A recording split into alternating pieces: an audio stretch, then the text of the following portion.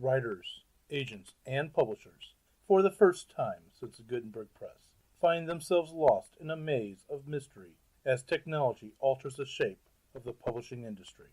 Searching for Answers is a group of writers throwing pop culture, writing, and publishing into a crucible of clarity, passion, and humor. This group is the Right Pack.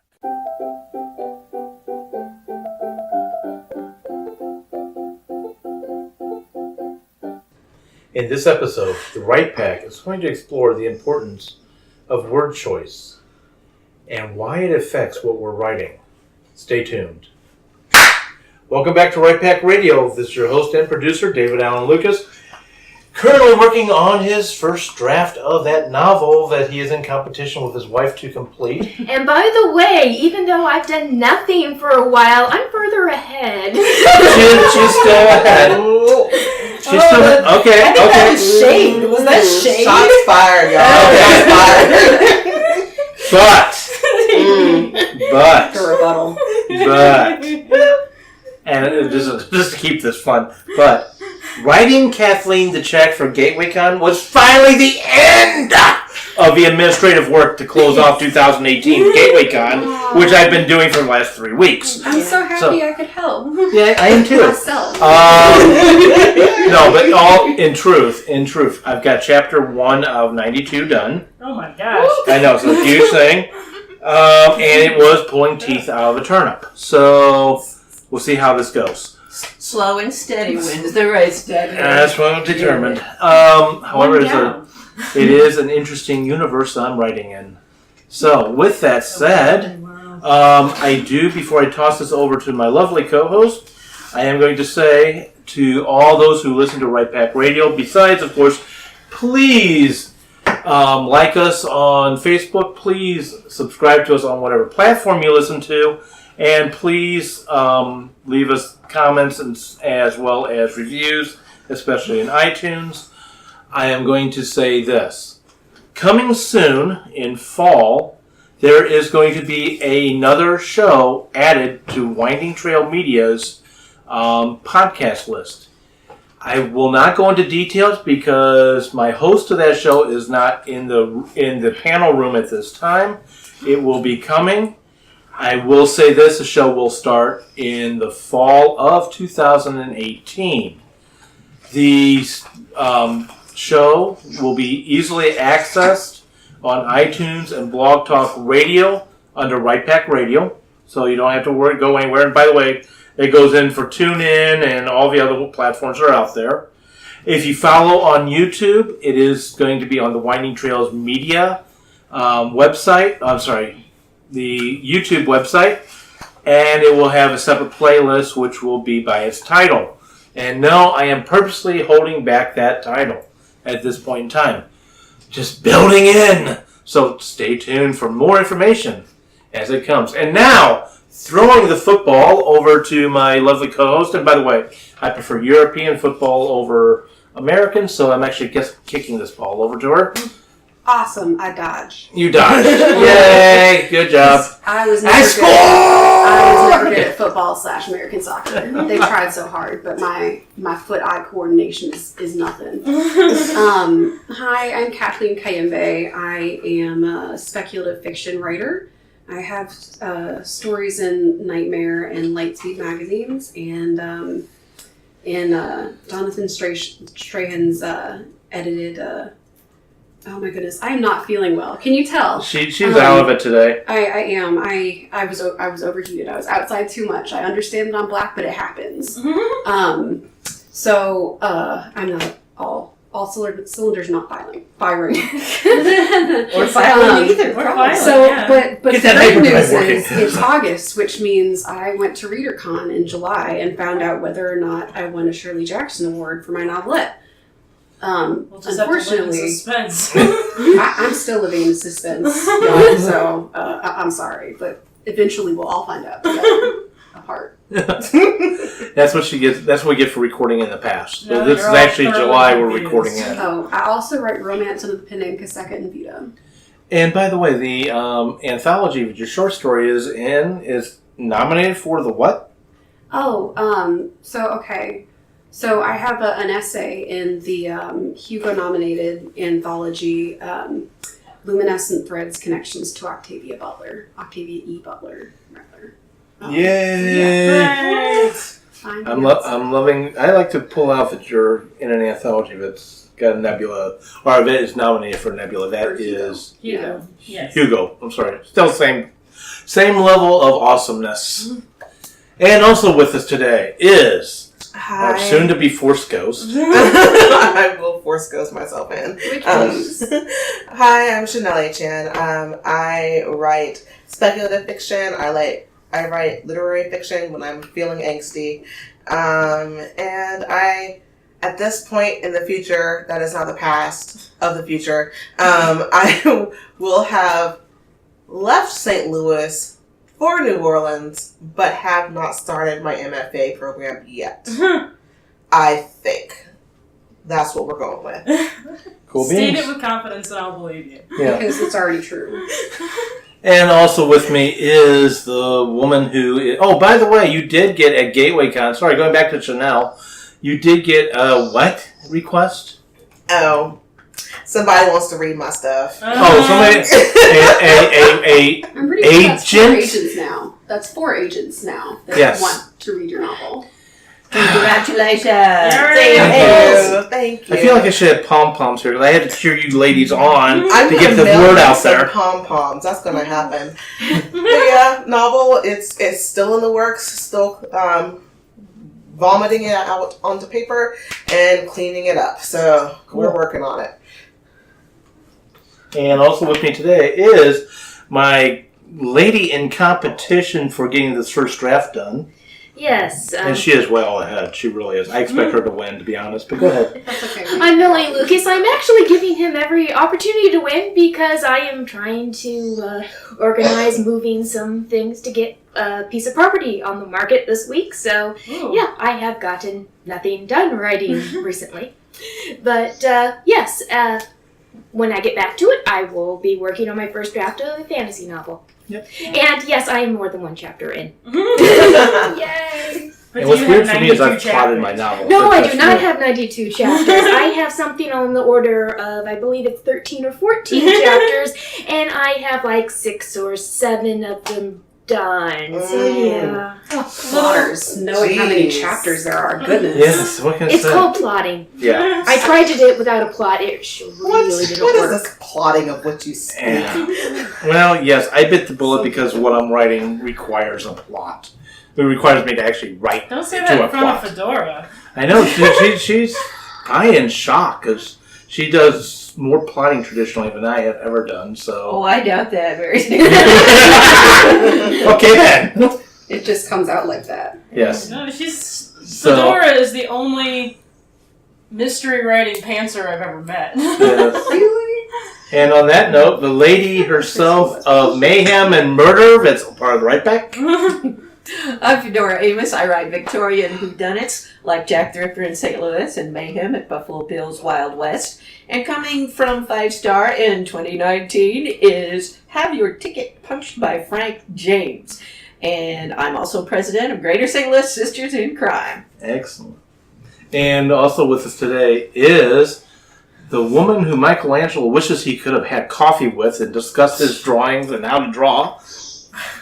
He would have been a character. I would have enjoyed that. I think he would have dominated conversation. Probably knowing him, but I'm still working on the Renaissance female artist, and so I just figured this would be easier. I'll do some research for you at some point when I remember to do it. Go for it. Who are you? My name is Jennifer Sulzer. I'm a children's book author and illustrator.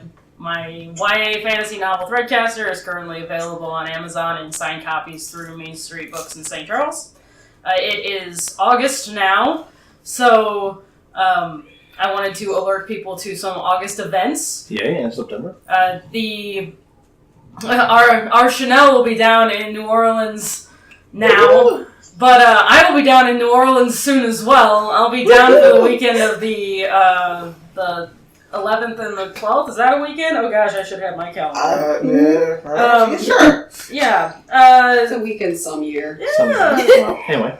I'm gonna be down, the 11th and the 12th, and my plan is to have a book signing while I'm down there, if I can find a venue who will host me, and none of them are answering my phone calls, it's called the Big Easy for a reason, I think. No, that's what they want you to think. But so if you are interested in meeting me down there, then keep an eye out on my social streams and find out where and when that will be, because I don't know yet because they're not answering my phone calls. If you own a bookstore, please call. Yeah, it'll be a little late now. Please call her back. Call me really quickly. It's August 5th.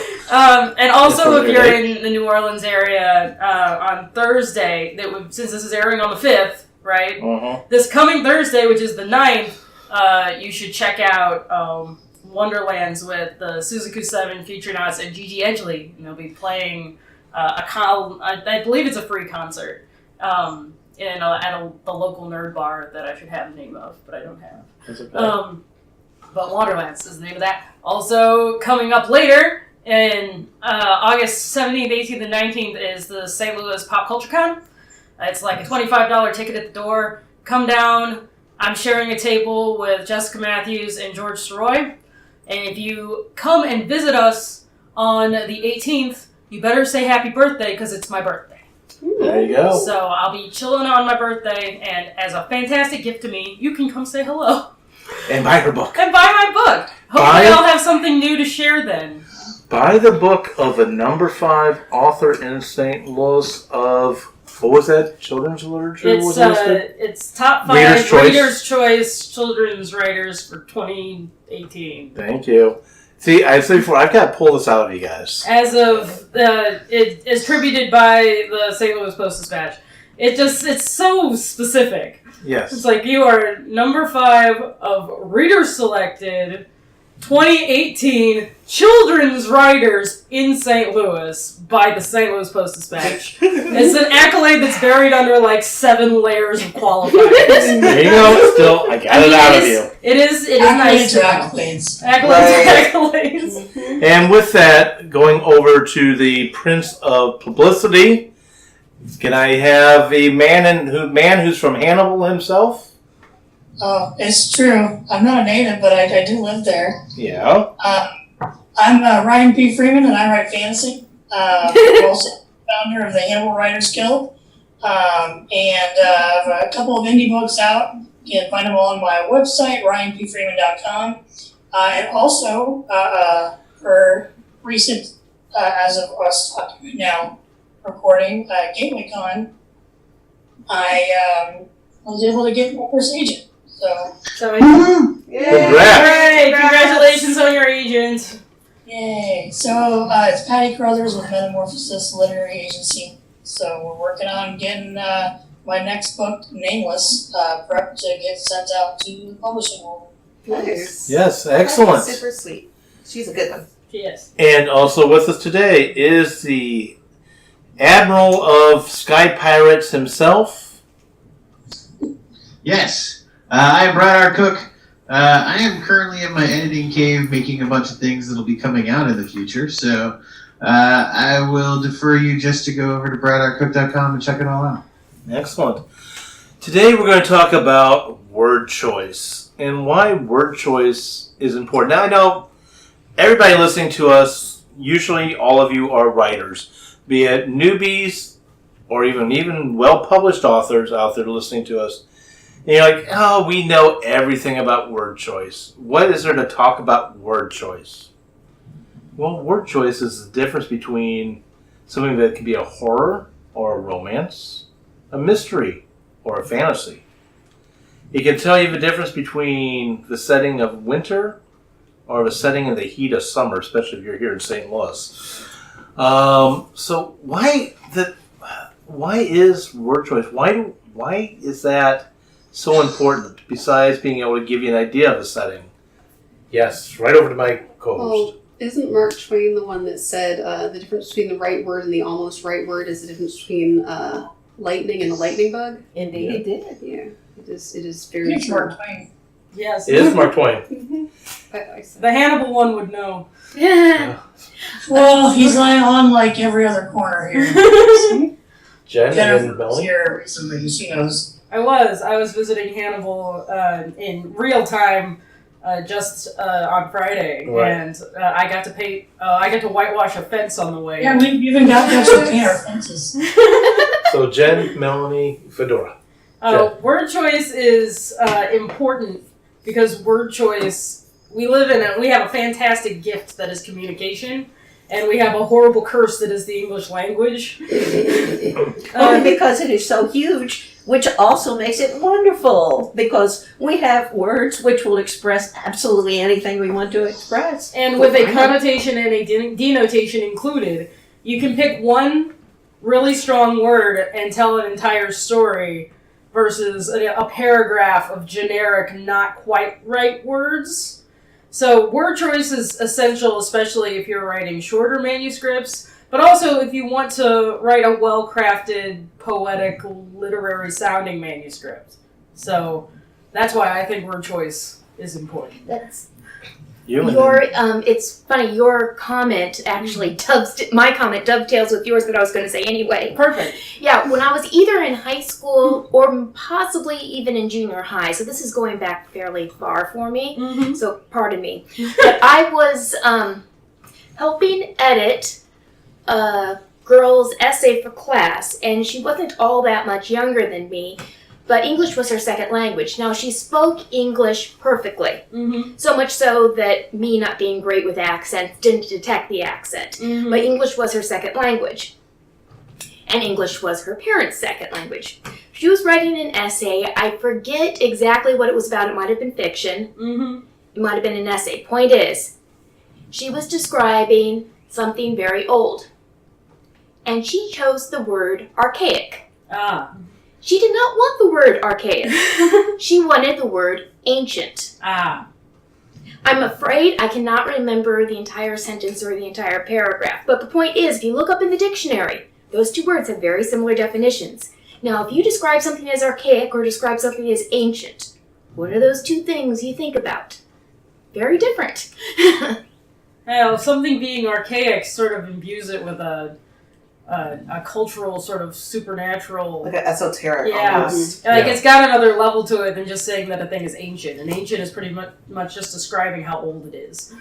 Well, and to me back then, I was also thinking of archaic as simplistic. Mm. But that might be a regional definition connotation, No.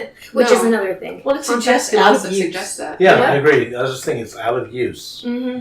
So yeah, or not. But it's a essential perfectly valid word that Mhm. means what you meant it to mean, but connotative-wise, it... So frankly, it was vaguely insulting, and she wasn't trying to be insulting at all in context. Which is another good reason to choose your words well, Yeah. because you might accidentally offend someone.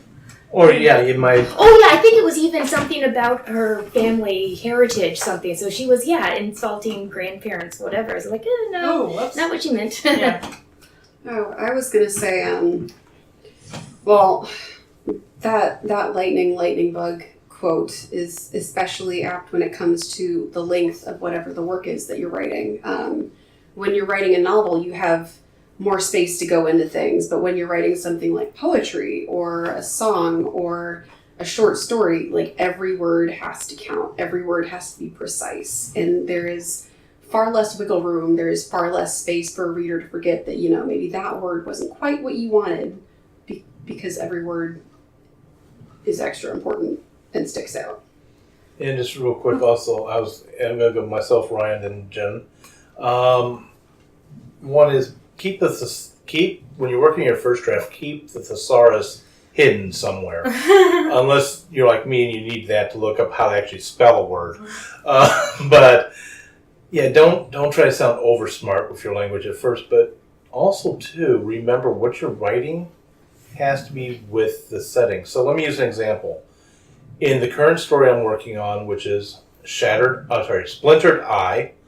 It makes my skin crawl. I know, right? I did that on purpose. The choice of the name choice is actually was important, but it opens up with my main character caught waking up from being knocked out by a drug in a room that's on fire. Oof. And I have to be very careful because I think of when I'm talking about a person coming out of a drugged condition like that, I think of them as drowning inside of that, rather than instead of just waking up and they're having to climb back to the surface. But if I say drowning, and I'm talking about a fire, it gives two different connotations.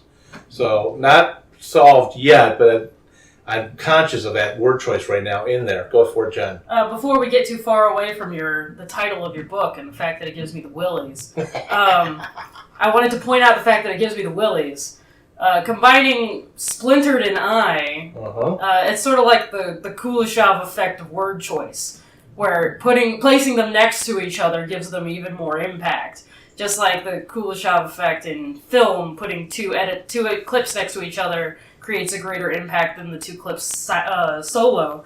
The idea of an eye splintering fills me with emotions and goosebumps and a little bit of like, get it away from me. Not in the novel sense, but that's the emotion that you want to come out of your novel when you introduce yourself. This is my novel, The Splintered Eye, and they say, oh, that sounds like something I want to know about, and then they pick it up because they already have a sense of what's inside of it. And this is why word choice is very important and why titles are very important. Yes. So Over to Kathleen. I've still got Ryan and Fedora. I used to read all the Star Wars Extended Universe books, and there were many. I remember very few titles. But one title that I have been unable to forget, even though I've forgotten whether or not I actually read this one, was Splinter of the Mind's Eye. Yes. I love that title. And a good title makes you want to know more. It gives you, like you said, an emotional response. Mm-hmm. And the juxtaposition of certain words together can be fascinating and wonderful. I've been watching Buffy the Vampire Slayer for the first time. And the way that that TV show asks a question in one scene and then cuts to a new scene that immediately answers that question has been fascinating to me. Just from a writing perspective, it asks questions and then answers them, and it uses juxtaposition to do it. So you do that with word choice as well. And a title is probably the smallest amount of real estate you have to communicate a story. Mm-hmm. You really do. Ryan, unless Fedora. you're in Fallout Boy. I don't know. They've gotten away from naming titles full sentences, thankfully, because I still don't know what songs have what titles for the first Panic album. I don't. Right. Ryan, Fedora, Brad. Ryan. One of the things that I've found that's been a really good compass for me that I've really noticed now, and right now is July. I'm doing Camp NaNoWriMo. I'm staying on par so far, so I'm doing good.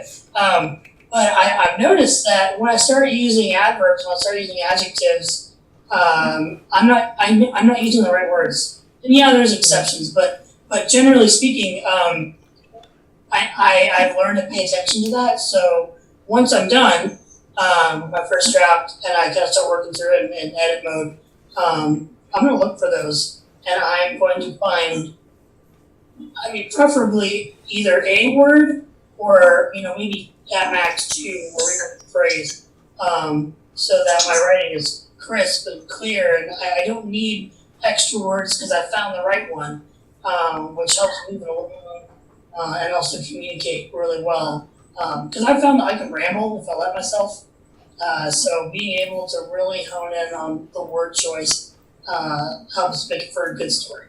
Okay, you got Ty in there? Hold on. Define terms. What is Camp NaNoWriMo? Oh, Camp NaNoWriMo is extension of the National Novel Writing Month, which is traditionally in November, because it's the National Novel Writing Month. But there's a big organization. It's full of wonderful people, and it's worldwide, and they help you write a book in a month. I think the minimum is typically like 50,000 words, I think. Yeah, 50,000. 50K. Yeah. But this is like their summer thing. So they have groups they can put you in. The writing sprints I've found are so helpful. That's where you team up with people and you say, okay, 10 minutes. How many words can you write in 10 minutes? Go. It's been awesome. Is it still 50,000 words over the summer? You pick your own limit. Mm-hmm. I picked my own because I write fantasy, and I learned that right now publishers looking for like a 75,000 word kind of ish level, so that was my goal. So a little bit more. I want to push myself. Over to Fedora, then to Brad. One thing I think we need to remember when we're talking about words is that language is a living, breathing organism kind of thing. It changes. And so we can often get ourselves into trouble. Just today I wrote a rant on the word fulsome. You can find my rant at STLSINC, that's St. Louis Sync, blogspot.com. And you can find several of them now. I'm up to a dozen. But the word fulsome once meant what you'd think it means. That it means there's plenty of it, right? That it's abundant. But then it became much more common to use it in a sense of overabundance. Too much of anything. And so it really then became an insult. Because we're talking now about greed and we're talking about excessive everything. So since today it can mean either one, what the heck's a person to do except give another sentence which explains what you meant, but then you've got an extra sentence in there that really gets you nowhere. So my advice on the word fulsome is not to use it at all, but just go ahead with your example or whatever you were going to do instead of it, because you're guaranteed to cause people to stop reading and think about it. And this is the last thing you want to do when you want to be smooth and clear. So there are some words which maybe, at least for now, until it all sorts itself out and we find out what the current meaning is and it's a single meaning, then it might be better just not to use it at all. Never will happen. And by the way, just want to point out too, I'm going to go the opposite direction, where a word was an insult and now it's something that's accepted in everyday use as something, hey, that's great. And that is, and everybody around the right pack probably know what word I'm going to throw out there. But I'm going to point out history changes a word. So I will let Brad and Fedora talk about historical choice of words and where to use that if they want to. But my favorite word, not favorite word, is dude. Today that means guy, person, whatever. Hey, how you doing, dude? Hey, thanks, dude, whatever. Go back to the early part of the 20th century into the late part of the 19th century, where you get the term dude ranch. And dude came from, referred to somebody who was not used to sitting on a saddle for long periods of time because they would develop dudes, which are pimples on your butt. So I always look at that word as an insult because I know its original meaning. Jen, and then, I got Kathleen coming at me like she's got a sword. It was about dude. Go for it. So dude was a dude, was a male person, a person of the male persuasion to me, until I watched an episode of All That. And Keenan sang, was it an episode of All That, or was it the movie, Keenan and Kel movie? Anyway, he sang this song, He's a Dude, and he said, I'm a dude, he's a dude, she's a dude, we're all dudes. Hey. Yep. So after that, dude became gender neutral to me. It was hilarious as you sing that. I'm hearing them saying, I'm a pimple. That person's butt pimple. That person's butt pimple too. Yay! Moving on, Jen, and then... I have one final example of a word that changes meaning. This is the one that changes meaning immediately. In British slang, the word chuffed. So chuffed both means very pleased with and quite displeased with. At the exact same time. Well, you could say the same thing about bad, couldn't you? Oh, yeah. Because bad can be very good, or it could be bad. Sick. That's totally brilliant. Okay, and Brad, who's been patiently waiting. Sorry, go for it. Well, the whole bad thing is slang, and slang gets you into a whole other, bed of craziness. But anyway, in terms of word choice, what I wanted to point out is that another thing to remember is that your readership is important when choosing a word. Yes. I write for kids. I write middle grade and YA, which means I will never use a word like fulsome because most likely no one has any clue what that is. So more than likely, I would just say that it is abundant, or use a term that's going to have more. And even abundance a little high on the reader scale there. But there are grade level appropriate words now, and Where can you because find of those, that, Brad? we it might behoove you to choose certain words. Brad, you had a question come at you, and then Jen, and then I myself. We got dovetails. Go for it. Where do you find those age-appropriate words, Brad? You can find them online, actually. So if you go online, you can Google the old, what is appropriate for either age group. If you're rating for a middle grader, you're going to want to be looking at your 10 to 12 years old. Sometimes they break it out. Mostly they break it out by grade level, though. So you're looking at like your 3rd to 5th. Jen, and then I've got a dovetail too. An example of picking word for aiming toward your audience is I wanted to parrot an anecdote by Jodie Feldman, who was the keynote speaker at GatewayCon this year. She gave the anecdote that for her books, her very popular books, the Golly Whopper games, she had her protagonists and she had her characters call someone an oaf, as an OAF, Yes. and that I her remember this adult conversation. critique people came back and said, children don't use the word oaf. You shouldn't put that in your novel. And she's like, okay. And then she went to a middle school and she said, how many of you have used or read or know the word oaf? And most of them raised their hand. So you can, follow the list, but also make sure that you get a kid, someone in your age range to check over your language as well, because they'll know better than any list on the internet. Survey your readers if you can. Brian, Well, you should be keeping up on Yeah. also all the media they're saturated with. So your then lexicon is similar to their lexicon. Ryan, I'm going to be nice and let you jump ahead of me, but then I need to dovetail back in, so go for it. Oh, thanks. Recently, I started rereading one of C.S. Lewis's nonfiction books, and I remembered again why I enjoyed reading him so much, and that's because he takes simple words and he blows my mind with them. Like they don't have, even especially when you're reading like something that's theological or maybe philosophical. You don't have to have crazy words to really have power behind it. Right. Even if it's fiction or it's nonfiction, whatever it is, like the guy is just, for me anyways, he's brilliant. And he takes these strings of simple words, and he consistently blows my mind. And I feel like as a writer, he is one of my inspirations to be like, and how he's able to take simple words and really effectively. Along with that, actually in a way you opened the door for me on my dovetail. I don't care what grade you write for. If you're writing for adults, if you're writing for middle grade, and so forth. We as writers have got huge vocabularies. That's just it comes. It's part of what we are.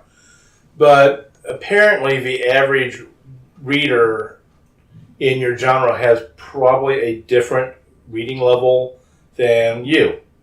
And that's not an insult. Please know your audience, know your readers. And how to know what your reading level is of what you've written. If you're using Microsoft Word, there's something called the Fletchman-Kincaid, I believe, is the right title. I call it the FK, that's why I've forgotten the full name. If you go into your options, you'll find it under spell and grammar check. It will give you your readability statistics. I know this exists, and the reason I do is anything that you write for the government, especially if it's for Medicare or Medicaid, most especially Medicaid, has to be at a certain reading level. And it is, excuse my language, a bitch to get anything medical down to that reading level. But this is a great way to find out what your reading level is of your manuscript. So you run that through, it will give you a point number. The first number is the grade level. The second number is basically an idea of where inside that grade level it is. It's always like, for example, 8.7 gives you an idea that's somewhere in the second half of 8th grade of a reading level. And that'll help you to pick your words carefully so it fits within the limit you need. Exactly. So if you've written a YA, heck, if you've written an adult novel and your reading level comes back as 14, you might have a problem with your word choice. Go for it. Just like to point out, this has to do with the complexity of your sentences, nothing to do about your interest level. Right. Beloved, which is a college-level text, which should not be given to middle schoolers, tested out at about a second grade level. Yeah. So, this is understandability, but does go to word choice, but it's not straight to the words. Somewhere around 7th grade. Yeah, go for it. Something else to be aware of and to be very careful with is the issue of words that seem alike and often get confused with one another. Oh, Take, yes. for example, decimate, which is confused often with devastate or perhaps demolish, because what many people use it to mean incorrectly is demolish or get rid of entirely, while decimate comes from the ancient Roman issue of generals who would have every 10th man punished, perhaps killed, Usually killed. in order to suggest to the rest of them that if any one of their group is a coward, they all are. And so they become very responsible for one another in this kind of very brutal, I agree, but effective way of running an army. Yep. So to decimate is to take away 1/10 of whatever it is you're talking about. Yep. While many people mean it or think they mean it means devastate or demolish. So be careful of those kinds of things. They can get you into a lot of trouble. Jen and then Kathleen. An example I've run into in my actual career, I was talking with someone consulting about a piece of artwork, and it was of a snowstorm, and the main character, the object, the only real discernible thing in the image was a silhouette of someone in the corner, and the snow was coming in between them.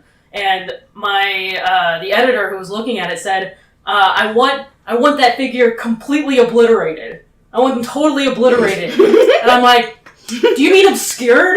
That's a real violent response. Because obliterated means that you've reduced it to meaty chunks. And I don't think that's the goal. And editor did not appreciate me pointing that out. I love it. Kathleen, you had a dovetail. Oh, I was just gonna say the root of the word decimate is deci, which is 10 in Latin. So it is for 1/10.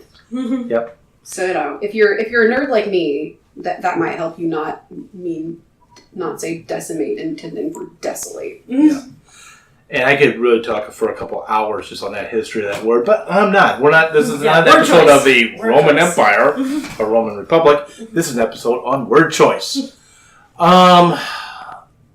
So, with that said, English, as well as any language that's currently being spoken anywhere in the world, is pretty much a living language. I say pretty much because I have a feeling there's certain languages that are disappearing that may eventually be considered dead languages, like Latin is, that will not change, but still.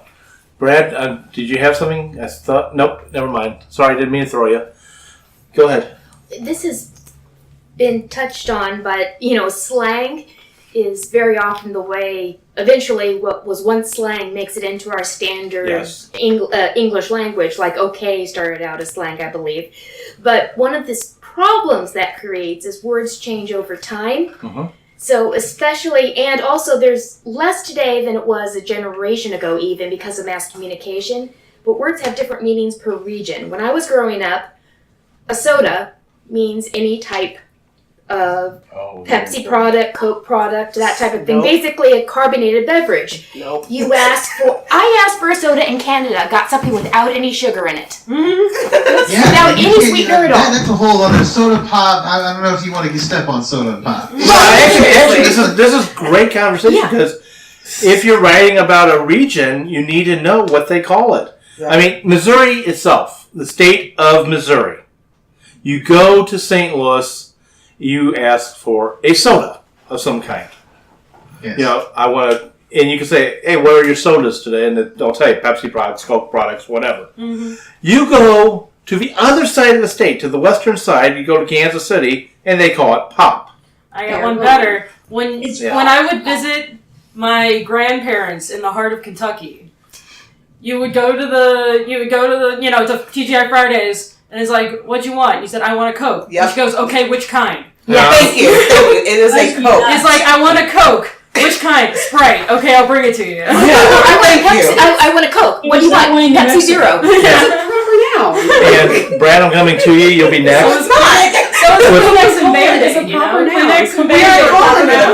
We're calling it a Coke. Now, I know I'm going to address probably the 1% of you out there who will write about a deaf character. But understand, there is no universal sign language.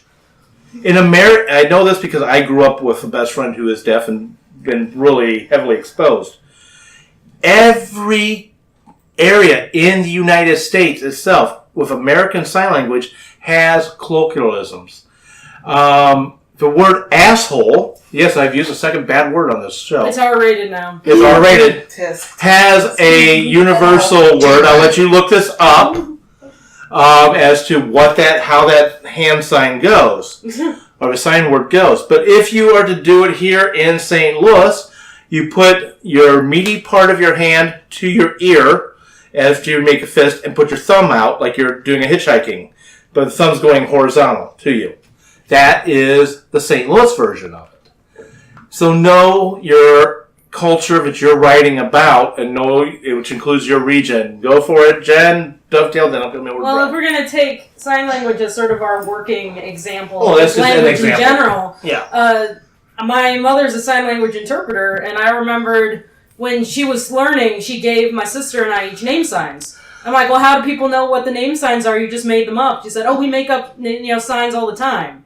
It's like, it's the same way with spoken English. We don't recognize it because we're used to saying things. Mm-hmm. But when, as a little kid, being introduced to sign language, oh, we just make up that word, and it means you. Like, oh my gosh, my little mind's blown. And I wanted to also highlight an episode of Star Trek TNG when Picard went down to a planet and the entire language was references to their own culture. Yes. And then he had to Shylock. learn to, what's the name of him? I tried to remember something at the wall or whatever Yeah. it was. Yes, Yeah, I know he which one you're couldn't- talking about. They were, like, the translators were working. They were saying words, but they didn't mean anything to Picard because he was hearing the words and they were hearing the meaning of the group of words together, the phrases. So he had to learn about their culture in order to be able to speak their language, even though they were using the same words on the program. Brad. I'm sorry, I can't get that Star Trek episode out of my head now. I know, the names are on the tip of my tongue. I just can't get it out. I can't do it. Something and Joe. Nah, go ahead. Go for it, Brad. Yeah, I'm not even going to try. YouTube that. Have fun. YouTube.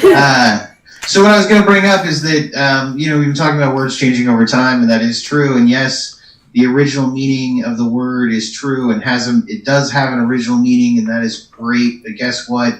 If you're writing a contemporary book, nobody cares because the meaning of the word has changed and use the meaning of the current word. Fun words like surfing. We use surfing now to almost entirely describe the internet, what you do on the internet. If you were to stick to that truth word, then you're literally talking about going out into the water and hanging on a board. So things like decimate. To be honest, because of video gaming, decimate has become a huge term to mean mass carnage. It doesn't necessarily mean 1/10ing anything. So you can call it devastation, you can call it whatever, but the reality is that in a lot of video games, it's decimation. And that means that you have destroyed the enemy outright. So words do change with time, and you gotta kind of keep up with some of that meaning. And yeah, that is Or true. would you like to do a rebuttal?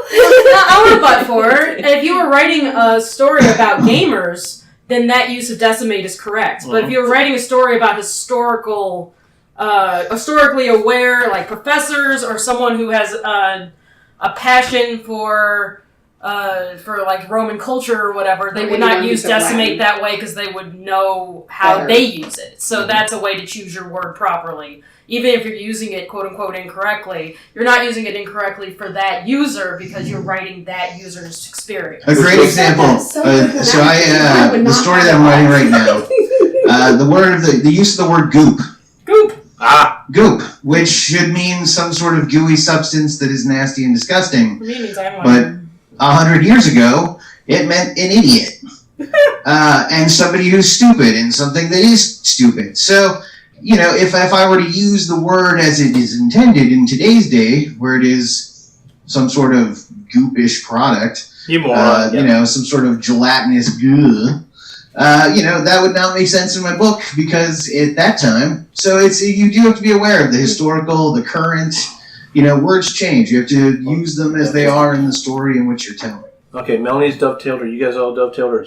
Okay, dovetail, and then over to Jen, then Fedora. Okay, I was just saying that especially when you're writing something where you're using a word that's appropriate to either historical or your setting that's different than what the majority or at least a sizable people of your audience is going to interpret it, it's important to put context clues. Namely, if you use goop in such a way that it's obvious you're referring to the intelligence of a person based on the context of it. For instance, the Star Trek novels that might have been mentioned before. I expanded my vocabulary a good deal by reading Star Trek novels. There was words I don't know necessarily, but I could figure out about what they meant based on the words around them. Yep, the context. The context. And so if you're historical fiction, if you want to use people saying things accurate to the time, like calling people that use typing machines, typewriters, instead of calling them typists, you can do that, but you better do it in such a context that it's obvious you're referring to a person, not a machine.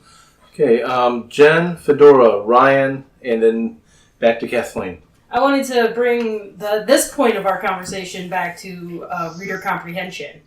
That all the rules stated by my fellows are all true and should all be honored, but also remember your audience. The biggest sin you can commit as a writer is to baffle and to confuse your reader. Yep. So you can pick a proper, I've read so many stories where, they go to old-timey land and then they all start talking in the Google search slang of the time, and you have no idea what they're talking about, but you're expected to know what you're talking about. The context clues that Melanie mentioned is absolutely essential because even though it is temporarily correct, it's not serving the story because I don't understand anymore. To sum up that rule, and then I'm going over to Fedora next, and we've got Ryan, Kathleen, and then Brad. That rule in a nutshell is when you kick your reader out of the story to read the dictionary, you've done something wrong. Go for it.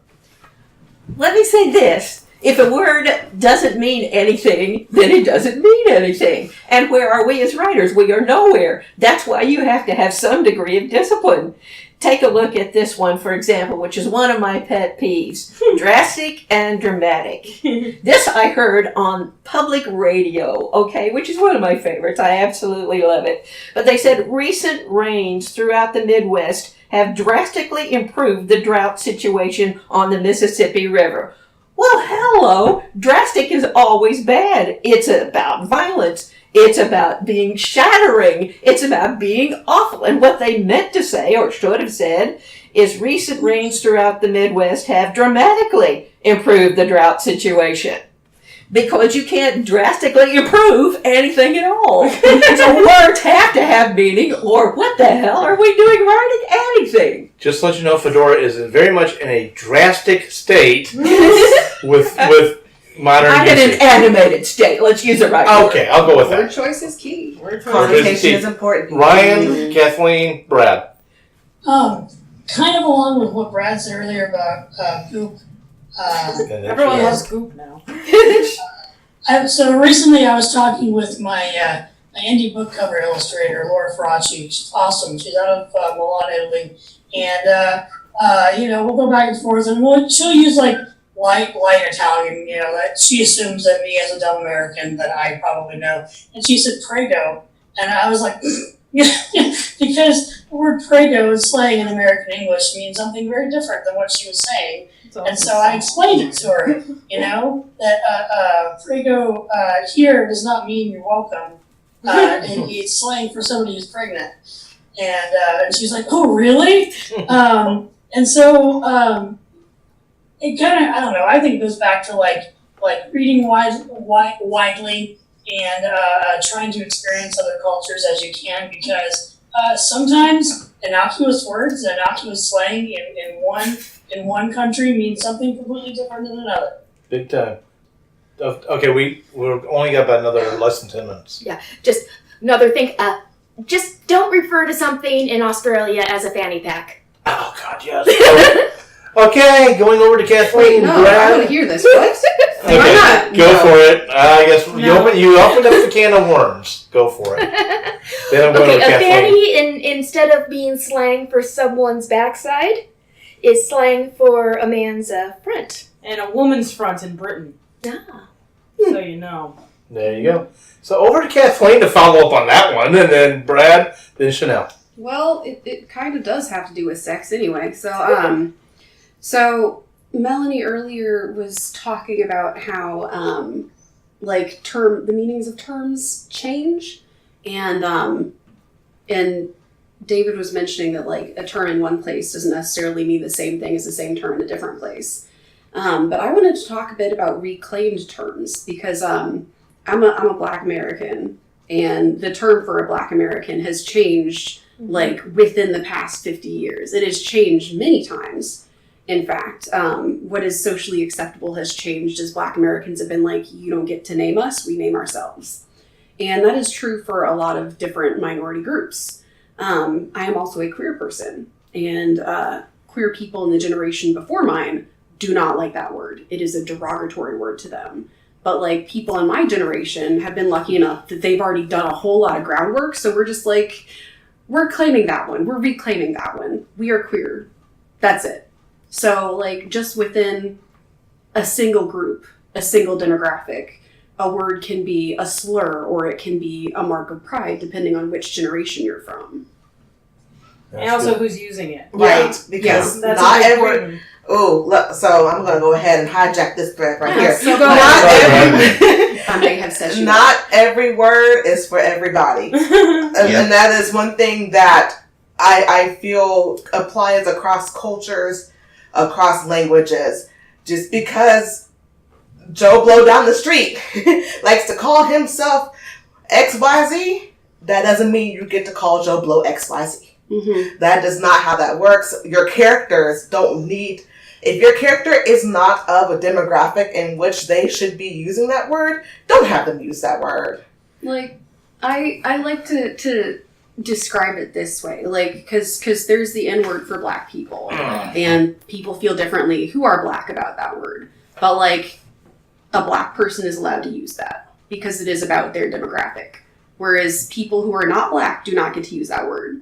And somebody was like, but I don't understand why I can't use that word. And I was like, well, ma'am, if I called myself your wife, how would you feel? I don't get to call myself your wife. That is not a thing that I get to be. And I feel like it's in some ways similar. We don't all get to use words for other people. Like, we can't all claim all words that we necessarily want. She was nice. I didn't necessarily want to be her wife, but I can't introduce myself to other people as her wife. Just because you can say something doesn't mean you should. Mm-hmm. It's not a term that belongs to me, so I don't get to use it. But Brad, I know you had something, and I was going to I'm pull gonna those keep going right actually ahead, because this so. I feel strongly about actually that certain words, especially that word, are not. And I don't understand why it's so hard for white people, let's say, I just, hold on. to not use words. I just need everybody to know up front, Brad is a white person. He can say these things. Do not get mad at us. He speaks for his own demographic right now. I do. No comments from y'all. All right. Before Brad jumps, I'm going to go ahead, unless Chanel, you're going to continue. I was just going to go ahead and keep on steamrolling. Okay, let me throw out just a very quick and hilarious example of what Kathleen just talked about. There's an old movie, 1990s. I can't believe I just used the word old with that. Jackie Chan. Dude, it's old. Yeah, Jackie Chan. I can't think who's. Are you talking Rush Hour? Yes. Yeah. Rush Hour movie. has It's a Tucker. great example of what Kathleen just did, what Kathleen just described. So with that, go out, rent it, see it, go for it. I saw that now Network TV, and they dubbed over Negro versus what he said in the theaters, Yeah. and it was years before I figured out what was supposed to have been said. Yeah, it's definitely worth the watch, guys. Yes. Classic. Like you say that the wrong people at the wrong time, stuff's gonna happen. But what I was gonna say is, and we're running out of time. We are. Keep going. In terms of using words and using the correct words, I feel like there is something to be said, or a conversation that needs to be had about culture and words, and writing your own culture in a way that is authentic to your culture while still being mindful of your audience. And I feel like that's a struggle that a lot of people who are not, quote unquote, mainstream American culture deal with, that is not really talked about. Like, and I'm kind of putting Kathleen on the spot here, but there are some things that, like, some Congolese things that she would know, that she may want to communicate to her reader, that the reader doesn't really necessarily have the cultural background to understand or to relate to. Yeah. And I'm going to throw out an example, and I know Kathleen, I want you to talk about that, but I'm just going to throw out an example that's less specific than Congolese. And this author is a well-known, well-published mystery author. He's clearly not from America, though his stories take place in America. Lee Child. He calls what we call race issues, he calls them ethnic issues. That's what they use over there. Please go ahead, Kathleen. Sorry, I wanted to throw it out before it gets lost.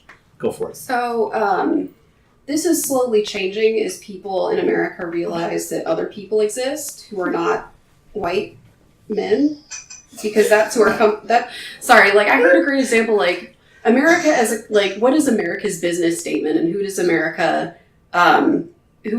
built to protect and promote? And it's still doing the whole white man thing. So honestly, America has not really changed a lot since its foundations. But as we are becoming more woke, as there is more internet and connectivity. That's where you are, I think. I'll just throw that out. Because in New Mexico, it's predominantly Hispanic. And it's not built around that. Sorry, keep going. I was Back talking to about what- America. Back to what Kathleen was saying, though. Back to Kathleen. Good. I forgot.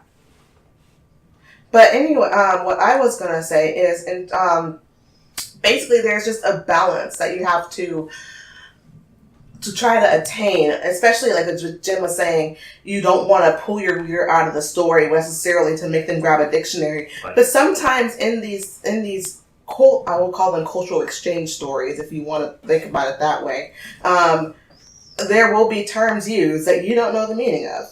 But the author still has to be able to relay that in a way that does not take the reader out of the story. Teach your reader, don't exclude your reader. Right.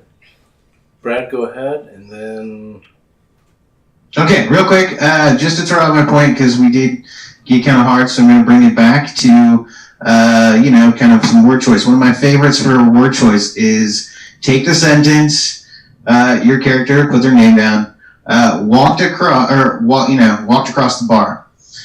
Is it that they walked across? Did they saunter across? Did they rush across? And when you figure that out and you have the million of choices, it is the most beautiful way, I think, of, and probably the easiest one, to kind of put forth what exactly word choice means. Because if he saunters across, if they, seductively slide across, any of these different ways, it changes the entire meaning of that one tiny little sentence, which is that your character walked across the bar. So real quick, that's just a great way of doing it. And then, I don't know if this is going to be the final thought, but just had to throw out there, Darmok and Jalad, Nagra, Temba, his arms wide. Thank you. There you go. Second to last thought. Go for it. Down to the last thought, Jen. I also wanted to point out, since my big sticker is always character, whether your character saunters across the bar or minces across the bar, it tells you a lot about who they are. And on that note, tune in next week for yet another interesting topic in the writing industry. Please like us, share us, and leave us reviews on whatever platform you listen to this to. Have a great week writing, and tune in next week for yet one more topic. One care. more topic. The new theme songs for Right Pack Radio were written and performed by Meredith Tate. All copyrights remain with her.